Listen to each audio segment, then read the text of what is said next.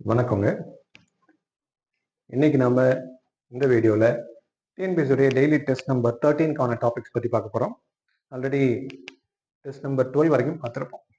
So 5 topics பார்த்துருப்போம். So நேரில் around 60 topic and 12 mains questions நம்ம பார்த்துருக்கோம். ரைட், இதில் ஒரு சிலர் கேட்டிருந்தீங்க. ஸோ இட் இஸ் இந்த டாபிக்ஸ்லாம் நாங்கள் நோட்ஸ் எடுத்துட்டு எம்சிக்யூஸ் ஒர்க் அவுட் பண்ணி பார்க்கலாமா அப்படின்னு. கொஸ்டினுக்காக படிக்காதீங்க. இது தேடி தேடி அடுத்து கொஸ்டின்ஸுக்கு போகாதீங்க. நீங்கள் படிங்க. ஒரு 15 days ஒன்ஸ் ரிவிஷன் பண்ணுங்க முக்கியமாக. அண்ட் அதுக்கப்புறம் previous year UPSC question papers TNPSC question paper. இப்போ டிஎன்பிசி ப்ரிப்பரேஷன் பண்ணுறீங்கன்னா டிஎன்பிசி கொஸ்டின் பேப்பர்ஸை எடுத்து ஒர்க் அவுட் பண்ணுங்க. ரைட்டா? ஸோ அட்லீஸ்ட் அதுக்கு நம்மளுக்கு ஒரு கண்டென்ட் வேணும் இல்லையா? அட்லீஸ்ட் ஒரு 1 month ஆச்சும் போனால் தான் இதில் சப்ஜெக்ட்ஸ் பற்றியான ஒரு ஐடியா கிடைச்சி நம்மளுக்கு ஒரு இது கிடைக்கும்.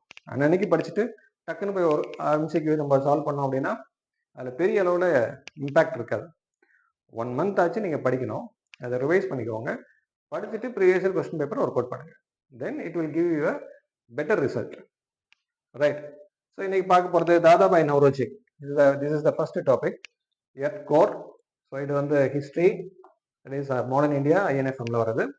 And earth core geography, second 5-year plan. So it is economy, Mesolithic period, history and this is science. So அப்போ 1, 2, 3, 4 சப்ஜெக்ட்ஸ் கவர் பண்ணியிருக்கோம். So mains question also from polity. So பாலிட்டிலேருந்து தான் மெயின்ஸ் கொஸ்டினும் வந்திருக்கு. ஸோ தட் இஸ் ஆல்சோ டிஎன்பிஎஸ்சியோடைய mains question இது. Right. So இதில் first one, இதுக்கு தாதாபாய் நவ்ரோஜி பொறுத்த வரைக்கும் என்னென்ன டாபிக்ஸ் இருக்கணும்? தாதாபாய் நவ்ரோஜி யார்? அவருக்கான ஸ்பெஷல் நேம்ஸ் என்ன? அண்ட் தாதாபாய் நவ்ரோஜி வந்து என்ன புக் வந்து பப்ளிஷ் பண்ணார் அப்படிங்கிறது பார்க்கணும். இதில் பர்த்து, டெத்து இதெல்லாம் பார்க்கணும்னு தேவையில்லை.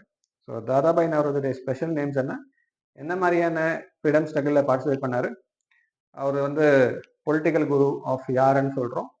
அண்ட் அதோட சேர்த்து தாதாபாய் நவ்ரோஜி என்ன புக் பப்ளிஷ் பண்ணாங்க அப்படின்னு மட்டும் பார்த்தால் போதும். சரி, for example grand old man of India அப்படிங்கிற point, poverty and un-British rule in India, அந்த இதெல்லாம் தான் வந்து தாதாபாய் நவ்ரோஜி பற்றி பொறுத்த வரைக்கும் நீங்கள் எடுக்கணும். ஸோ இது புக்கில் கண்டென்ட் இருக்கும். அந்த புக்கில் உள்ள கண்டென்ட் மட்டும் எடுங்க. இதுக்காக போய் விக்கிபீடியாலாம் போய் தேடாதீங்க. Next one, earth core. What is earth core? Earth core பற்றி மட்டும் எடுத்தா போதுமா? கிரஸ்ட் மேண்டெல்லாம் தேவையில்லையா? ஜஸ்ட் கோர் பற்றி மட்டும் எடுங்க. கோர்ல there are 2 types, outer core, inner core. And outer core அப்படிங்கிறது எப்படி இருக்கும், இன்னர் கோர் எப்படி இருக்கும்? அவுட்டர் கோர் என்ன மினரல்ஸ்னால என்ன மெட்டீரியல்ஸ்னால இருக்கும்? இன்னர் கோர் சாலிடா இருக்குமா லிக்விடா இருக்குமா, என்ன மெட்டீரியல்ஸ்னால இருக்கும்? Special name of core. Outer கோருக்கு இன்னொரு பேர் என்ன, அண்ட் த இன்னர் கோருக்கு இன்னொரு பேர் என்ன? Outer core and inner core separated by என்ன மாதிரியான லேயர் மூலமா டிஸ்கனெக்ட் ஆயிருக்கு அப்படின்னு பார்க்கணும். த டிஸ்கண்டினியூட்டி பேர் என்னன்னு பார்க்கணும். அண்ட் மேண்டலுக்கும் கோர் இடையிலான டிஸ்கண்டினியூட்டி பேர் என்னன்னு பார்க்கணும். So these are the things you have to go through in உங்களுடைய இந்த எர்த் கோர்ல. அதுக்கு அடுத்தது second 5-year plan. So 5-year plan series கொடுத்துட்டு இருக்கோம். அதுல செகண்ட் 5-year பிளான். ஸோ பிளானுடைய பீரியட் பார்க்கணும். What is objective of this 5-year plan? எதுக்கு இம்பார்ட்டன்ஸ் கொடுத்தோம்? இந்த மாடல் என்ன மாடல் அப்படின்னு சொல்லி பார்க்கணும். டார்கெட் பார்க்கணும். அண்ட் நம்ம இந்த டார்கெட் அச்சீவ் பண்ணோமா அப்படின்னு பார்க்கணும். இவ்வளவுதான். இதை தாண்டி வேற எதுவும் தேவையில்லை. மீசோலித்திக் பீரியட் முக்கியமா, வாட் இஸ் மீசோலித்திக் அப்படின்னு பார்க்கணும். அதனுடைய பீரியட் எப்பன்னு பார்க்கணும். அவ்வளவுதான். மற்றபடி இதில் பெருசாக வேற எதுவும் இன்ஃபர்மேஷன்ஸ் நம்ம தேட வேண்டாம். அதுக்கடுத்து Klinefelter syndrome. So Klinefelter syndrome what is, இது வந்து சயின்ஸ் ஓரியன்ட் ஜெனட்டிக்கல் டிசீஸா, ஒரு ஜெனட்டிக் அப்ரேஷன்ஸ் இருக்கு அப்படின்னா what is that genetical disease? So chromosomal டிசார்டரா அப்படின்னு பார்க்கணும். எதனால வருது, காசஸ் பார்க்கணும். வாட் அப்படின்னு பார்க்கணும், காசஸ் பார்க்கணும். இதுக்கு வந்து கியூரபிளா இல்லையா அப்படின்னு சொல்லி பார்க்கணும். இதுக்கு எதுவும் வந்து மருந்துகள் இருக்கா அப்படின்னு சொல்லி பார்க்கணும். இந்த கிளைன்ஃபெல்டர் சிண்ட்ரோம் இருக்கிறவர்களுக்கான ஃபீச்சர்ஸ், அவர்களுடைய பிசிக்கல் ஃபீச்சர்ஸ் எப்படி இருக்கும், அதை வந்து மற்ற ஃபீச்சர்ஸ் எப்படி இருக்கும் அப்படின்னு மட்டும் பார்த்தால் போதும். அதுக்கு அடுத்தது mains question, what is public accounts committee? Explain the functions of public accounts committee. 2 செக்மெண்ட்டுங்க. இது 10 mark கொஸ்டினாக இருந்தால் மார்க்ஸ் பிட்டப் எப்படி இருந்திருக்கும் அப்படின்னா, பப்ளிக் அக்கௌண்ட்ஸ் கமிட்டின்னு என்னன்னு எழுதிங்கன்னா 3 points, 3 marks. ஃபங்க்ஷன்ஸ்க்கு 7 points. அப்போ மினிமம் நம்ம எவ்வளோ பாயிண்ட் எழுதணும் அப்படின்னா, either public accounts committee 2 mark, இது 8 mark கூட இருக்கலாம். அப்போ மினிமம் பப்ளிக் அக்கௌண்ட்ஸ் கமிட்டியோடைய ஃபங்க்ஷன்ஸ்ல 10 பாயிண்ட் நம்மளுக்கு வேணும். பப்ளிக் அக்கௌண்ட்ஸ் கமிட்டிக்கு அட்லீஸ்ட் ஒரு 4 பாயிண்ட் ஆச்சு. What is public accounts committee? பொது கணக்கு குழு அப்படின்னா என்ன அப்படின்னு பார்க்கணும். ஸோ பொது கணக்கு குழு எதுக்காக உள்ளது? இது வந்து பார்லிமெண்டரி கமிட்டி. பார்லிமெண்டரி கமிட்டிலேயே முக்கியமான பார்லிமெண்டரி கமிட்டி. அதில் லோக்சபாலேருந்தும் ராஜ்யசபாலேருந்தும் அவங்க மெம்பர்ஸ் இருப்பாங்க.